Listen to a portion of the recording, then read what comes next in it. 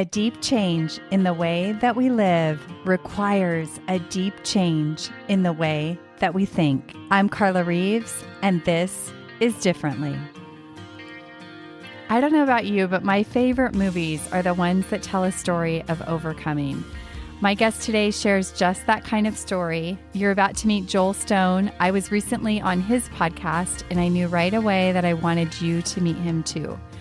Joel is an entrepreneur, a best-selling author. He's the podcast host of Stay Hungry. He's the co-founder of UK's leading direct response marketing company, Codebreak. His work has been featured all over the world and listed alongside other leading business figures and celebrities. However, beyond his accomplishments, Joel has an incredible story that has fueled a very strong personal vision, a sense of duty that gets him out of bed and causes him to show up to his life in a really big way, even when the mind and body would like to do otherwise. Can you relate? If you're not on the move today, grab a notebook. You're going to want to write some things down. Get ready to be inspired. He shares so many tangible takeaways around mindset, finding your own personal vision, overcoming anxiety, living a life of service. He talks about how something he was made fun of as a kid has turned into his number one business tool.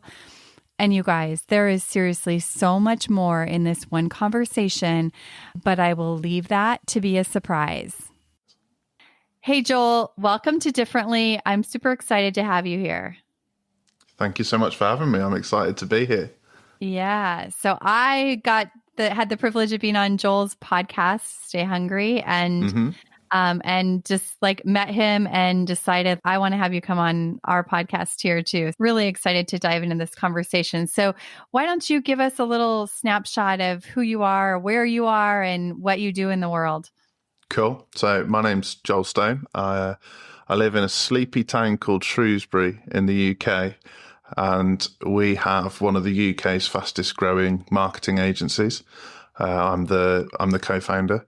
We're best-selling authors in the marketing space. We have a marketing coaching program that includes a lot about mindset and confidence and things like that. I speak from the stage. I have my own podcast. And yeah, I think that's enough. I think that's enough. A sleepy town. That sounds so nice. I grew up in a sleepy town that's not so sleepy anymore. So a sleepy town sounds nice. And has it always been that way? Yeah, to an American, this is definitely a sleepy town. So great. Tell us, where did this all start for you? I always love the story behind the business because I know there's so much there. So give us the story. Okay, so the actual business side, I'm a graphic designer by trade. I studied graphic design at university, went into the design industry. I built up a great portfolio working freelance for major agencies on big brands. And then the recession hit and freelancers are very easy to let go of. And I trained to be an accountant. Why wouldn't you? But long story short, combining accountancy and graphic design is actually not that far away from marketing. Because you can handle the data, the numbers, understand margins, understand returns, and then use your creativity to create that spark. So after qualifying as an accountant, I set up my own design agency, ran that very successfully for 7 years, but the whole time was working with my now business partner on so many projects that it just got to the point where we had to merge because the overlap was confusing. And we created what is now Codebreak, and it's gone bananas. That's awesome. And so, but what's your personal story behind all this? What drives this for you? What gets you out of bed every day and inspires you? So I have like a really strong personal vision, which is to help people and have fun. And our company mantra is Stay Hungry. Now, the help people and have fun used to just be to help people. And then I found over time that I was helping a lot of the wrong people.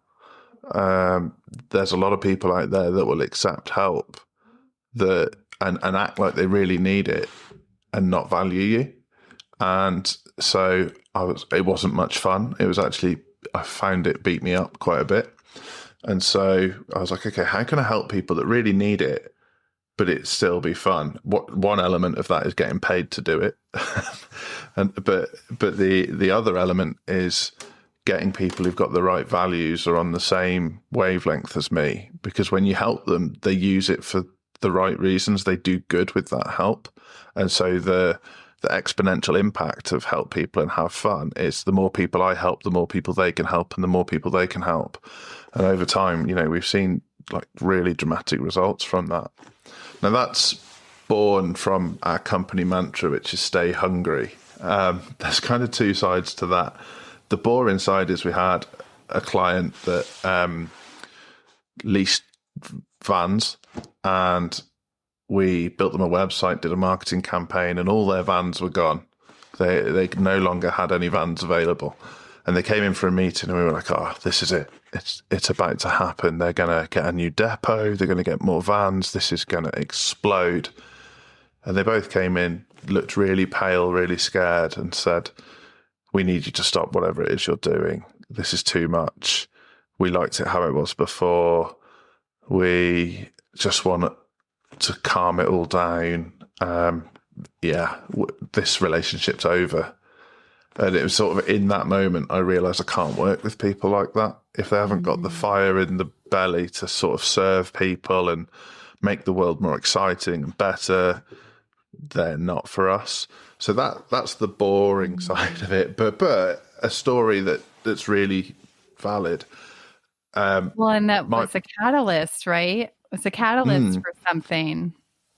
A massive catalyst. So now we really hyper qualify our clients. The whole process, from the moment someone meets me to the moment they become a client, is a qualifying process. They might not know it is. They're thinking, oh, a free consultation, that's nice, and oh, a kickoff meeting, that's nice. But the whole time it's us. Okay, is this person made of the right stuff? Can they keep up? Will they do as they need to?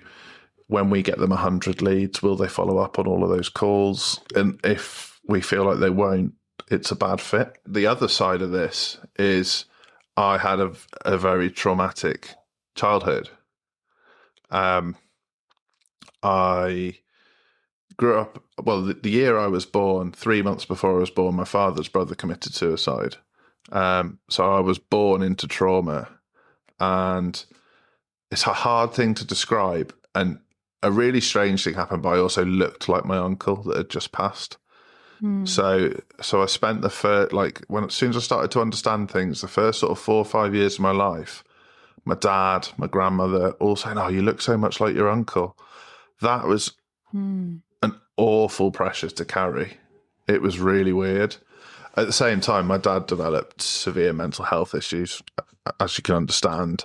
So he spent a lot of time in hospital, and my mum had to work multiple jobs to put food on the table, which is absolutely inspiring. And as stay hungry for me is seeing my mum leaving the house early in the morning, not coming back till late at night, putting herself last for others. That's a huge thing for me, because I'd really like to help other people not have to do that. And then, a little bit on the side is I really look forward to the days where I can just treat my mum now. That's it's really cool that I'm doing well enough that I can just do something nice for her. Does she know that's part of your vision and story behind what you do? Yeah. I was on another podcast quite recently, and they asked me who most inspires me in life.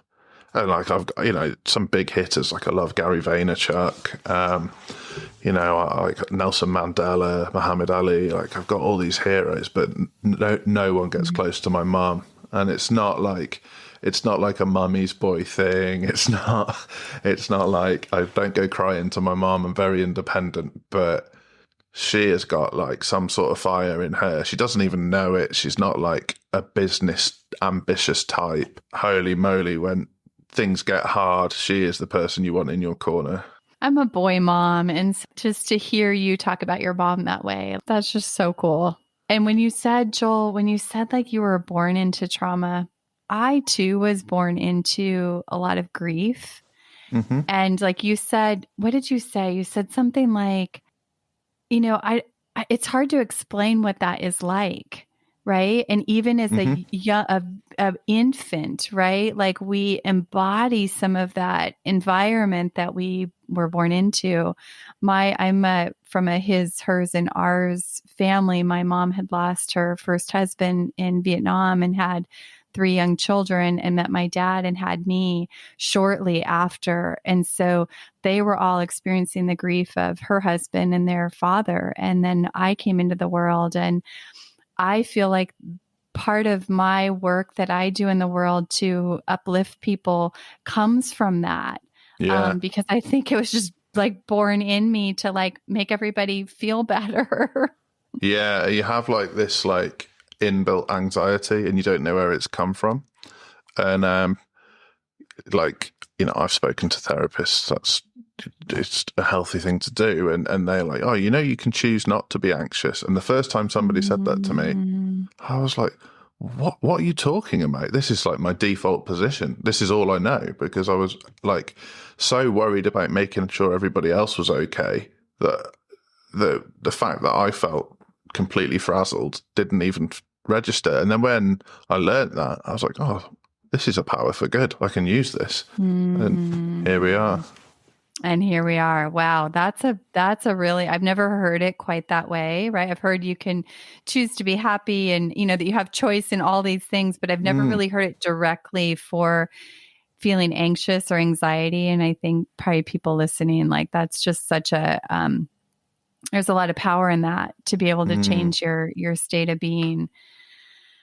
So give us a little bit of like, from there to here, like what have been some of your challenges along your entrepreneurial journey? And I know you do a lot of work around mindset. I mean, I think I know why mindset is an important piece of the work you do, but take us a little bit deeper into that and the role that Okay. plays in your life and in the work you do with people. Sure. So the honest answer is I have to work on my mindset every day. If you've been unfortunate to have a life of trauma,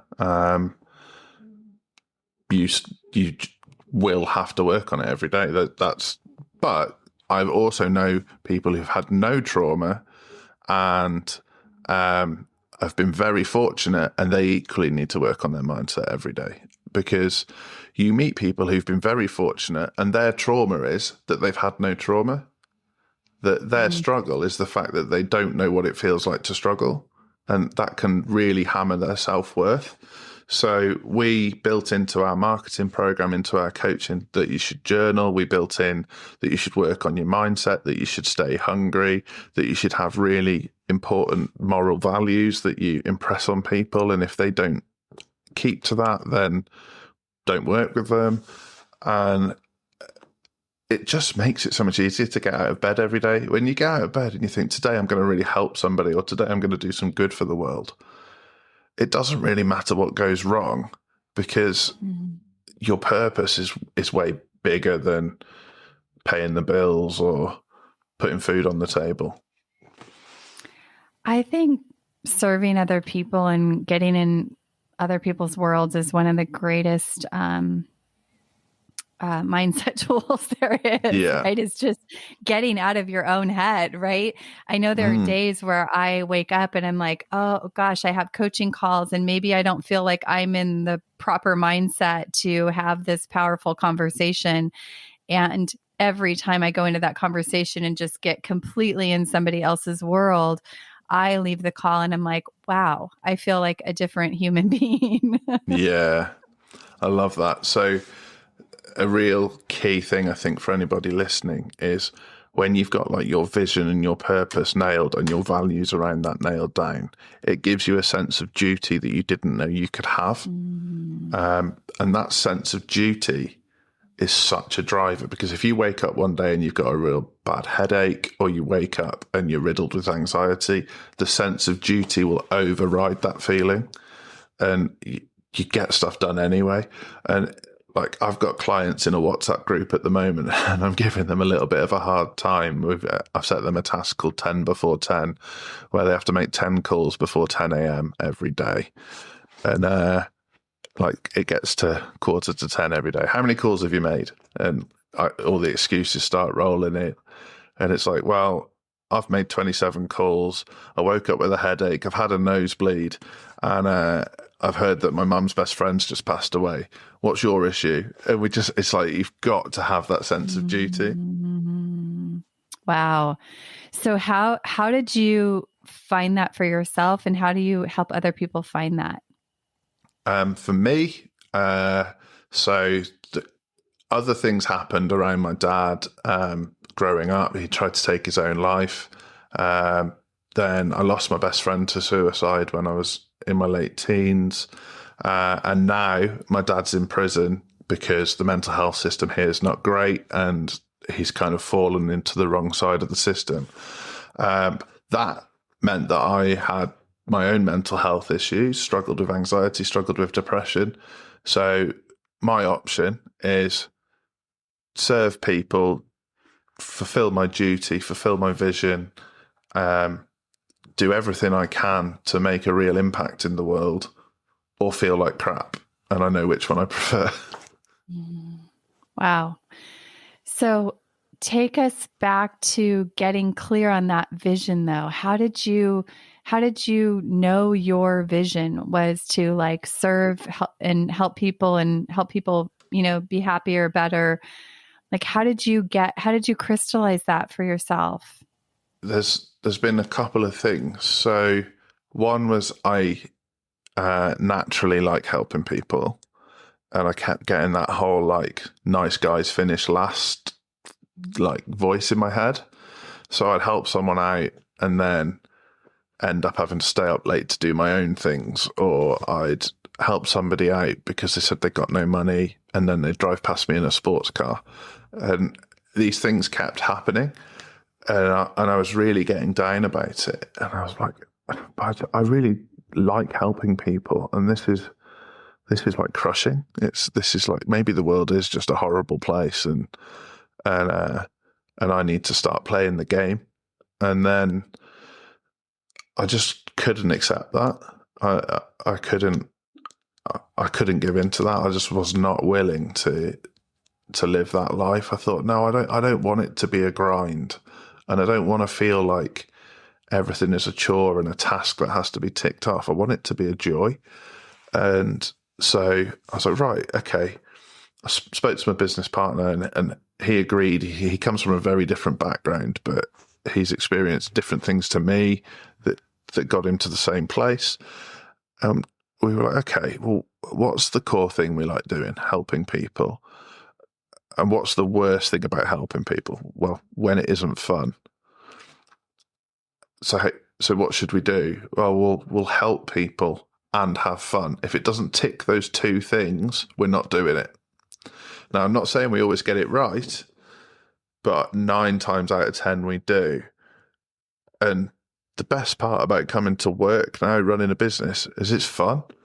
It's a joy. I get a real buzz out of it. And if you come to our office, it's not like other offices. I mean, it's not Google, but it's pretty cool.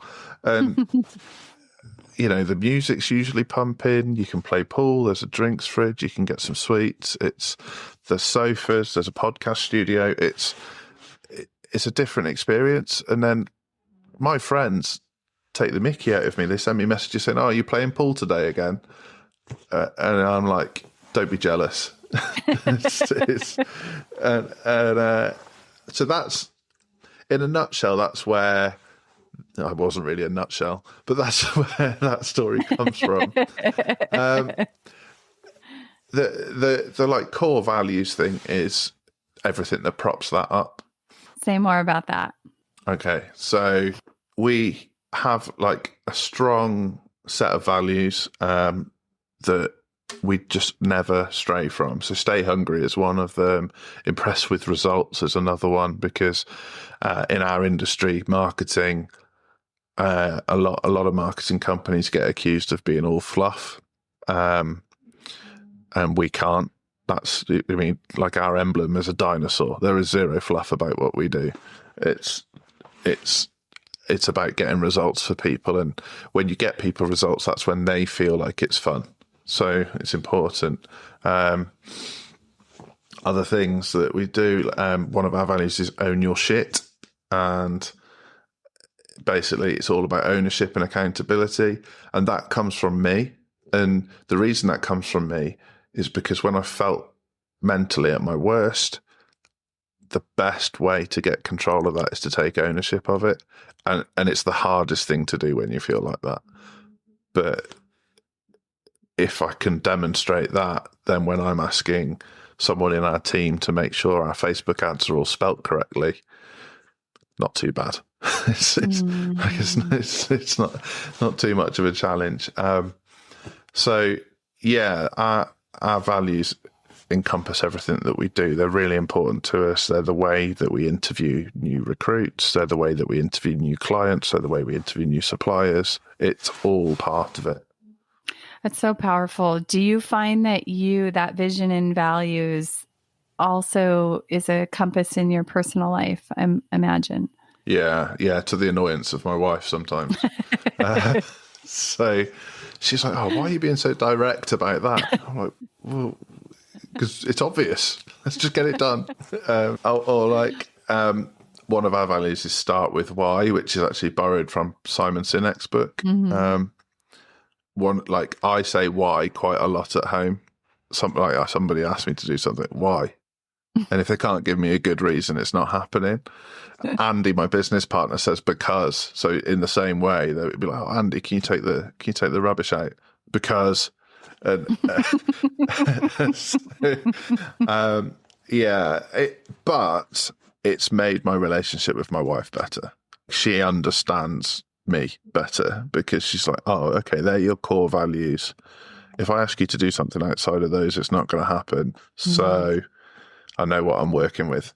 And then she also understands why I get upset, because I have a real, my trigger is injustice. I really struggle with social injustice, all that, sexism, racism. It fires me up.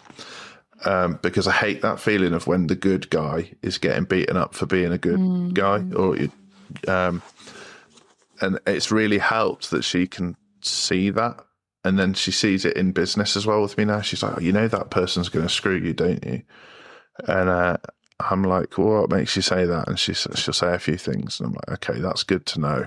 I'll move towards them with love and see what happens." And she's normally right. They're after something, and once you get that, it's like, okay, fine, we're not doing business together. Bye. Well, I find in the face of just my own humanity that having vision and values are it's kind of like these pillars that I can hold on to, right? In the face of the headache, or not feeling like doing something, or not feeling inspired or energized to do something, that vision or that commitment and those values are what allow me to act in the face of feeling otherwise, right? I learned a long time ago through my writing that if I follow my feelings, I'm never going to get anywhere fast. I better know what I'm committed to and what, I value and what I'm standing for. Because like you said, that's what's allowed me to do anything in my life, to stand for a great marriage, or to stand for a business, or to stand for sharing a message when I was shaking in my boots and didn't want to get up and speak, right? Yeah. I did it because of that bigger vision that you're talking about. And that's what allowed me to show up in my life over and over and over again. And it sounds like that's true for you too. I love that. Yeah. So I've been doing a lot of reading recently about how motivation's not a real thing, and that actually motivation is a severe sense of purpose. And I like that. So you meet people who, doesn't matter if it's raining, snowing, blowing a hurricane, they still go for their run every day. And you're like, what? Why do you do that? Why are you doing that to yourself? There's because I've got to. I have to. And it's like, that's not motivation. It's not the same thing. They don't wake up excited to go out in the snow. They wake up and do it because it's a non-negotiable. It's part of their purpose. That's And right. I'm getting there with that. Certainly, I'm there with the business. But yeah, there's so many inspiring people out there that do that. And then the other thing that I see with this, and Tony Robbins talks about this, is happiness is progress. So I really struggle with the idea of happiness, because I think happiness, as media and society tells us, is that endorphin rush, that spike of excitement. And actually that's quite dangerous, because on the other side of that is the down. And actually, when you look at the people who are the most kind of content with life and fulfilled, they're not running around like they're really excited. They're quite calm. And that's why impressed with results is one of our values. It's when you can show people that they're making progress, it makes them feel fulfilled. And when they feel fulfilled, they're truly happy. I really resonate with that, because I think that happiness it's this thing we feel like we need to have more of in our life. But I've found in my own life that what you're talking about, contentment or fulfillment, is much more sustainable and isn't so contingent on the outer world, right? And like what's happening in your life. Yeah, exactly that. So, and I don't want to get confused with joy. I'd never take joy from people, that kind of overwhelming feel of joy. You know, when you meet, like I had it recently, I met my nephew for the first time and was just like, this is lovely. But it wasn't happiness, it was joy. That ability to feel content and at peace with the world, no matter what's going on around with you, is incredibly powerful in business and in personal. To be able to control your energy, know that life as it is right now is pretty good, and not get carried away is a real skill. So it has to be something that has to be practiced every day, but it makes such a difference to how you see the world. So I remember when you and I were talking on your podcast that we talked a little bit about confidence, and you said, you know, the secret to confidence is really realizing that nobody has it. So say a little bit about that, and how does that tie into the work that you do, or does it tie into the work you do with people? Yeah. So I truly believe that the most confident people you meet aren't confident. They're proficient. They're practiced. They've done it time and time again. And so it doesn't feel uncomfortable for them anymore. If you meet somebody who is cocky about something, you know, those people who are like, oh, I'll be good at this, when they've never done it before, and then they fall flat on their face. You don't want to be that person. It's not a good look.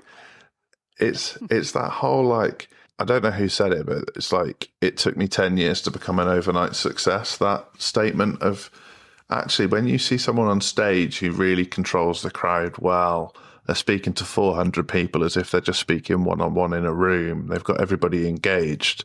That's a skill that they've practiced over and over and over again. It's just that you didn't get to see all the times they were awful. So in our business, that's so important. So with our done-for-you clients, where we handle campaigns for them, I'm very clear, look, we're going to have to test and measure here. We're going to have to see what works and what doesn't. And a few people say, oh, well, you're a marketing company, surely you know. I'm like, well, yeah, I've got a really good idea of, you know, we're going to be pointing the needle in the right direction, but we still need to test and measure. And it's like, okay, so what am I paying you for? So, well, you're paying me to make sure we go in the right direction to start with, we're not starting from ground zero. And on the coaching side, it's about making people understand how much work you need to do at the front end to get the result you want at the back end. And very few business people become entrepreneurs because they don't understand that key bit. Say a little bit more about that. So a really easy analogy on that would be, if you were doing sales for your business and you made 5 sales calls and you'd never done sales calls before, and you get off and you're like, right, sales doesn't work for me. I've tried 5, didn't make any sales. And then you go down the road and you talk to another business owner and they're like, oh, how do you get on with sales? And they say, well, for every 100 calls we make 2 sales. So we need to figure out how we can make more calls. And the first business owner goes, oh shit, I quit after 5. And you see that time and time again in business. Oh, I've done 3 posts on Facebook and nobody engaged, so I'm never doing it again. Or I've recorded 10 podcasts and I didn't get to number 1, so I'm done. Or I launched a new marketing campaign and I only got 4 leads, so we're never going to do marketing again. It's crap. It's just not how life works. It's the people that are willing to go through that uncomfortable phase and push beyond it that succeed. Occasionally someone gets lucky, but that's 1 in 100. Don't worry about it. Do you think that's like a inherent in like that entrepreneurial spirit? Because as you described that moment of like, making those 5 calls or making those posts and then being discouraged, like I've gone through that over and over and over again in my business in different ways. Right. And I don't know that I ever really thought about like, I'm going to keep going and this is what's required. But it just was like this relentless spirit in me that I just keep signing up for, to go through it again. Yeah. And keep signing up for failure. Yeah, I get it. What does that mean? One of our clients texted me today and said, how do you keep winning? And I said, because I'm failing more than you. And he's like, what do you mean? I was like, I am failing all over the place to get these wins. I'm not getting enough sleep. Making calls where people swear at me. I'm getting trolled on social media. I'm recording, like last night, I recorded a podcast with someone who I'm pretty sure is clinically insane. It's like I am failing left, right, and centre to win. And they were like, well, why don't you just give up? That sounds brutal. I was like, yeah, but the wins are so good. It's right. Oh, that's awesome. Okay. So I want to talk about one kind of last thing so we can wrap. I know that you told me you journal every day, and yeah. I am a fellow journaling junkie, and I'd love to have you share, especially I think coming from a male perspective, like how long has journaling played a role in your life? How does it support you and your mindset, your life, your business? Yeah. So I actually journal twice a day now, which is a bit of a new thing. So the morning journaling is ticking. I kind of like write down what mood I'm in, how I'm feeling, what kind of physical feelings I've got too. And then I'll write down 3 things that I'm going to achieve today, 3 things I'm grateful for, and then kind of just 10 minutes of writing down what's going through my head. The bit at the end of the day now is checking in on the things I said I was going to do, so holding myself accountable, and also writing down anything I'm worried about, because once I've got it down on paper, it's out of my head. And then the final bit is crossing out any of the ones that I can't control. So then when I wake up the next day, I can look at the things I can control and see what my action points on those are. That's kind of in a nutshell what I do for my journaling. The reason it was born more out of personal than it was out of business. It was born out of trying to take control of a brain that was racing off in all directions, like anxiety, stress, depression, kind of hyperactive thinking in terms of not being able to relax. And journaling gave me a place to kind of pull that all in and also make sense of my thoughts. I think there was a stage in my life where my thoughts controlled me, and I needed to get to a place where I controlled my thoughts, and journaling gave me that. Over time, it's become an unbelievable business tool because I'm stating my intention every day. And when you state your intention to yourself, you become dangerous. It's like today, like this morning, I had a sales goal that I really wanted to happen. Some people call it manifestation. I'm not sure if that's what it is for me. I just have to have that level of intent. And I was thinking about it, and I remembered when I was a kid, I was quite a good athlete. I was good at soccer. I was good on the track. And I remembered that I used to visualize winning or visualize scoring a goal, and distinctly imagine it as if it was a reality. And then I was like, why did I stop doing that? like, and I remember why I stopped, because people used to say things to me, and I don't know if this is a phrase in the States, but away with the fairies. So they'd say like, oh, your head's always in the clouds, you're away with the fairies. Mm-hmm. Like, what are you doing? And I was like, and so it became a negative that I used to spend time, which I now know was kind of meditating and visualization, on focusing on what I wanted to achieve, because people thought that I was procrastinating. And now I do it, and it's the number one tool in my business. Wow. Have you been doing the twice a day journaling for long enough to be able to say like what impact that's having or how that's different than one time a day? The reason I started the second half of it was, when your business gets bigger, you uncover bigger problems. It's that's kind of the nature of being in business, and I could feel some of the anxiety starting to seep back in. Mm-hmm. So, I'm a long way outside of my comfort zone now, and that's fine. That's kind of what I signed up for. But sometimes I just need to write that stuff down, get it out of my head, and get it on paper. The other bit, which I think you mentioned about from the male perspective, why do I do this? And I think it's an entrepreneurial trait, not just a male trait. I am like insanely competitive. Do not play a board game with me, because I'm not fun. Like, if I lose and I manage to stay present and keep my manners, I've done really well. It's like, I'm not the guy to take to a pub quiz. I'm not the guy to play a board game with. Don't get cards out, because if I come ugly. second, if I come second, I might as well have come last. And that again, that was another one of those things that people tried to drum out of me. They were like, you can't be that competitive. You can't want to win that much. And it's not just about me. I want other people to win that much too. If I'm in your corner, I want you to win so much it hurts. And people told me that was a bad thing. And it's taken me until like my mid-30s to realize that's not a bad thing. That is a tool for good. Oh, it's so awesome. It is. It's like, why does it take us so long to learn to just like go with our natural rhythms instead of fight against them and feel like we have to change them, right?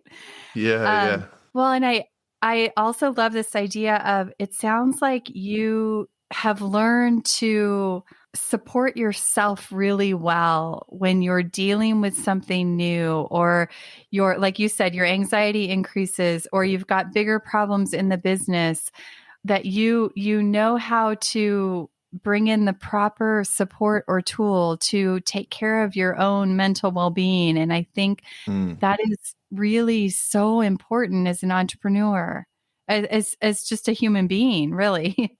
Yeah, absolutely. I mean, I think like at last count, I've got 7 paid for mentors or coaches. I journal every day. I read self-help books. I try to exercise as much as I can. That's my weakest point, but it's getting better. I eat very mindfully, because the fuel I put in dictates how well I perform. It's almost a full-time job to make sure that you're performing as well as you should be. And you owe that to everyone. It's work. I mean, it really is. I think about that in my own life, like living mindfully and intentionally it's a lot of work. It takes a lot of diligence. But like you said, I think early on, it's like, well, we can do that, or we can have this other life where everything is sort of wreaking havoc everywhere and kind of running in chaos. And like, I'm going to choose this kind of work versus that kind of work. Yeah. And it doesn't take long to slip.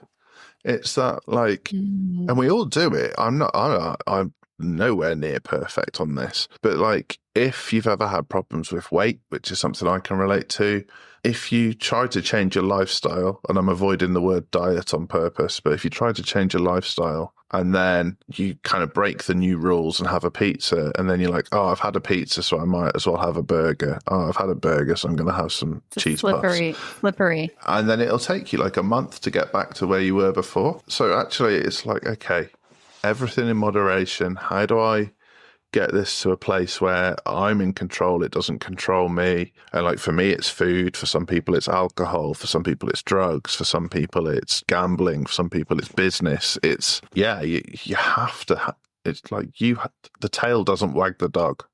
As we close, and I want you to share a little bit about your work and where people can find you. But before we do that, if somebody's listening and they're just getting started on all this, right? It can feel so overwhelming. You clearly have been through a lot and walked this in your own life. Like what would you tell someone to start? I think a big one to start with is to get comfortable with your own company. Learn to love yourself, because until you've got that sorted, you can't do any of this stuff. And you'll never have it completely sorted. But until you're comfortable with yourself, you can't build relationships, you can't build businesses, you can't take on challenges that feel impossible. You won't have the self-worth required to do it. And that applies to everybody. And then the other thing is to remember that whatever it is you're going through, somebody else has already been through it. So there will be a book or a resource or a website or a coaching program or a counselor or a therapist that can help. And you will be surprised how affordable that is for whatever stage of business you're at. The return on investment from that kind of thing is 10x easy. So it's an easy conversation to have with yourself. So good. In the work you do in your company, like in this conversation, I feel like I've gotten such a better perspective of what you do. And the feeling I have is that when somebody works with you, they're getting so much more than marketing. Tell us a little bit about how people can find out more about what you're doing and maybe something you're really excited about inside of your life and business. Cool. Best way to find out more about what's going on with us, check out codebreak.co.uk or hook up with me on socials. I'm on Instagram, LinkedIn, TikTok, Facebook, the usual places. Search Joel Stone. I'm the guy with the glasses that looks like this. So, if you're listening, I'm the guy with the glasses that sounds like this. Something I'm really excited about at the moment. So we've just started doing our own live events. We host it in this amazing suite in a hotel in the middle of the UK. People fly in from all over to come to it. It's kind of boutique-y, workshop based, so it's never going to be huge. There's only 20 seats each time we do it. We do it once a month. It's called Stay Hungry Live. I'm just so excited. We've done one so far and the feedback was immense. It's marketed as a marketing day because that's how I get people in the room. When you get there, there's mindset, there's kind of therapy, there's purpose, there's marketing, there's amazing food and drink. I'm so hyped about it because it lets people see behind the curtain. Yeah, it sounds like you're feeding them all kinds of good, awesome stuff. Yeah. It's meant to be just crazy fun. So when is the next one? The next one's on the 27th of October, 18th of November after that, and then the 6th of December. So if you're keen, if you're listening and this sounds like a bit of you, just reach out to me on socials and I'll get you there. Oh, that's awesome. Oh my gosh, Joel, like what an honor to hang out with you, and your just honesty and your realness is just, it's so good. You just shared so many gems, and I'm so grateful that you came on to, I'm just glad my listeners got to meet you. And I thank you again for having me on your podcast and would love to, collaborate in other ways. You're an awesome guy. I can see that. I feel like that's going to happen. I've loved getting to know you. I'm really grateful. I've been on the podcast and I can't wait to see what comes next. Awesome. Thank you so much. Have an awesome day, everyone. Thank you for tuning in to this episode of Differently. Hey, if you're ready to stop circling the same thoughts and start creating real momentum, check out my coaching experiences. There's a 12-week experience for a big shift, or there's a monthly writing and coaching partnership for ongoing clarity, creativity, alignment, and momentum. You can find all the details at carlareeves.com. And if you enjoyed this episode, please help me grow the podcast and leave a 5-star review on Apple Podcasts and share with someone you love. Until next time, stop surviving your life, start creating it.